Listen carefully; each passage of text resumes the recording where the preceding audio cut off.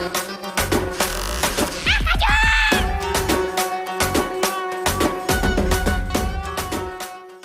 વાહિયાત વાતો અને બોલવાની તો કોઈ ભાન જ નથી. સાવ બગા જેવો છે. I don't like this type of guys. મને આ છોકરો બિલકુલ નથી ગમતો. યો હવે આપણે શું લાઈન લેવી આમાં કે ઈ છોકરાના ભાગમાં જે 3 કરોડ રૂપિયા આવવાના હતા ઈ તો આપણે ધર્મશાળામાં દઈ દેવાના ને, કેમ કે એના 2 ભાઈઓ તો ગાંડા છે. મને એવું હતું કે છોકરાના ભાગના 3 કરોડ રૂપિયા આ છોકરી વાપરીને મજા કરશે, પણ આનાય નસીબમાં કાંઈ છે નહીં. હવે સેવી તું ભીંડાનું શાક મૂક, મને બહુ ભૂખ લાગી છે. હાલ તો તું. સાંભળો સાંભળો. હા હા હું તમને શું કહું છું, હા મારે એને એક ચાન્સ આપી દેવો જોઈએ. શું ખબર સેકન્ડ મીટિંગમાં મારું મૂડ ચેન્જ થઈ જાય.